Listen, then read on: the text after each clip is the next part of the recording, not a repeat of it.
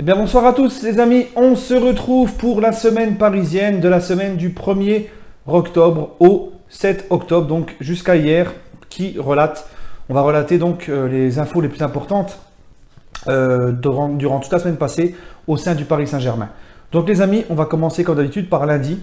Donc lundi, on apprend que Ceará, ancien joueur, ancien latéral droit du PSG, pour ceux qui s'en souviennent, Ceará prend sa retraite et va devenir agent de joueur. Voilà. Alors oui, c'est pas trop important, mais j'en parle parce que Ceará était un joueur que j'aimais beaucoup et c'est bien aussi de temps en temps parler des anciens. Ensuite, Isabella Pagliari, qui est une journaliste brésilienne sur place à Paris pour suivre les Brésiliens de Paris, justement, qui est très connue sur les réseaux sociaux, qui suit de près les Brésiliens du Paris Saint-Germain, nous informe qu'il y a de grandes chances que c'est bien parti pour que Paqueta signe au Paris Saint-Germain.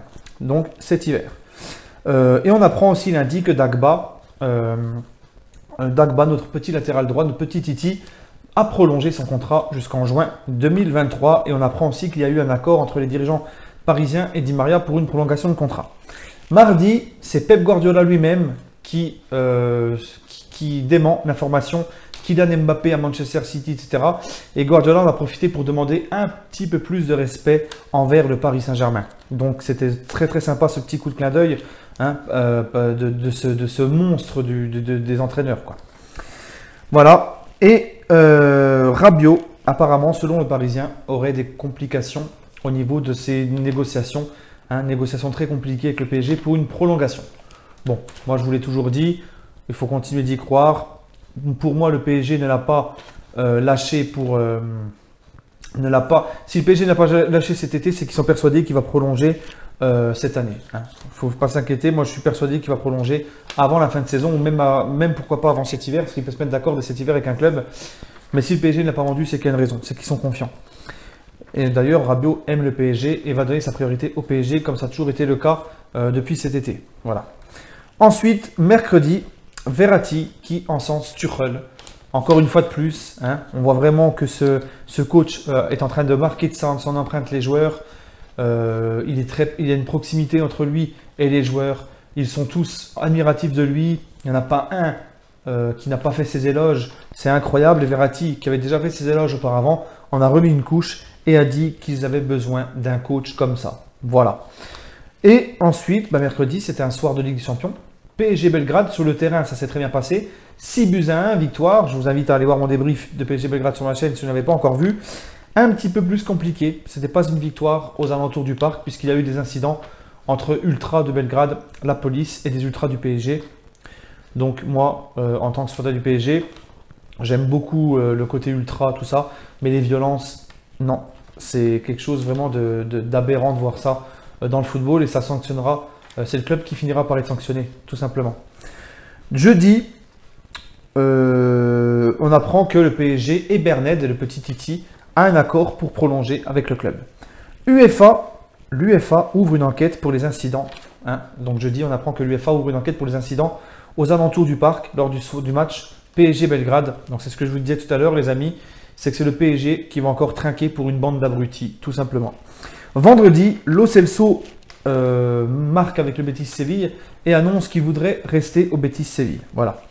Zahavi, vous savez, le fameux Pini Zahavi qui a fait venir, qui est on va dire, l'agent officieux de Neymar qui s'occupe des gros transferts, qui est vraiment le boss des agents. Zahavi a dit que Neymar est en train de retrouver toutes ses sensations. C'est d'ailleurs pour ça qu'on le voit souriant, en train d'animer le parc, demander au Parc des Princes de faire du bruit. On le sent vraiment. Neymar, je sens que en fait, au PSG, il y a toujours une saison d'adaptation. Rappelez-vous Rai, il était catastrophique lors de sa première saison. Rappelez-vous Thiago Silva, la première saison qu'il arrive au PSG, bon, il était très très bon. Mais il avait toujours ce côté triste où il pensait encore au Milan AC, il avait la nostalgie. Et après, c'était mieux. On le voyait plus attaché au club. Et j'ai l'impression que c'est ce qui se passe avec Neymar. Neymar est plus souriant. Neymar est tout le temps en train de rigoler avec Tuchel. Neymar est épanoui sur le terrain. Il y a aussi le fait que Tuchel l'a repositionné en position de 10. Ça, c'est très important, les gars. On sent qu'il prend plus de plaisir. Il simule moins. Il n'en rajoute pas à chaque fois qu'il y a une faute. Il joue beaucoup plus simple.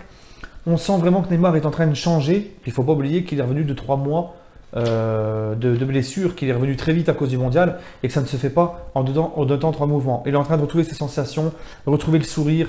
L'image d'hier, par exemple, après le match PSG Lyon, quand il fait la fête avec les Ultras, c'était magnifique à voir et ça me rassure beaucoup. Tant qu'il sera heureux et que le public lui rendra bien, je vois pas pourquoi Neymar partirait du club. Voilà. Je le dis et je le redis, Neymar sera très très très important pour nous, pour le futur, etc. Il faut absolument garder Mbappé et Neymar. Ensuite, les gars, on apprend aussi vendredi qu'une centaine d'abonnements a été résiliée par le PSG après les incidents PSG Belgrade et après avoir reconnu les fauteurs de troubles, les semeurs de troubles. Donc, il y a 100 abonnements qui ont sauté. Voilà, du côté du Parc des Princes par le PSG. Samedi, on apprend par le quotidien Sport que Rabiot voudrait partir. Moi, comme je vous l'ai dit tout à l'heure, je me suis exprimé tout à l'heure sur Rabiot. Et ensuite, on apprend que Luis Fernandez est mis au placard du côté du centre de formation. Pourquoi, du comment, j'en ne sais pas plus, mais c'est ce qui a été dit dans la semaine. Et ensuite, donc hier dimanche, on apprend par le Parisien, et ça c'est une très bonne chose pour moi parce que j'aime énormément ce joueur, je fais que de le dire. Ndombele est suivi par le PSG. Et moi j'estime que ce joueur-là, les gars, au PSG, entouré des joueurs qu'il y a, il ferait vraiment du mal. Regardez ce qu'il fait déjà avec Lyon, il est exceptionnel. Alors entouré de joueurs comme il y a au PSG, mais ça serait une dinguerie. Voilà. Donc Ndombele est suivi par le PSG. Le problème c'est toujours, est-ce qu'on va encore avoir ce fair play financier sur le dos? Jean-Michel Aulas, combien va-t-il nous demander pour son joueur? Parce qu'on sait qu'Aulas, par exemple, si le PSG frappe à la porte, il va le vendre 3 fois le prix. Voilà. Et ensuite, dimanche soir, c'était quoi les amis? C'était le petit chocolat, le petit truc en plus, la cerise sur le gâteau. Le match exceptionnel hier du PSG, 5-0 face à Lyon. Du moins la deuxième mi-temps superbe du PSG face à Lyon, 5-0. Et ce quadruplé de Kylian Mbappé en 12 minutes, les gars. Je vous invite à aller voir mon débrief du match si vous n'avez pas encore vu. Pour ma part, je vous souhaite à tous une excellente soirée et on se retrouvera demain à partir de 20 h pour un live puisque je ne peux plus assurer les lives le vendredi maintenant à cause de mon nouveau boulot. Donc les gars, je vous invite à tout simplement, les amis, à être là demain pour mon direct à 20 h demain soir. Salut les amis.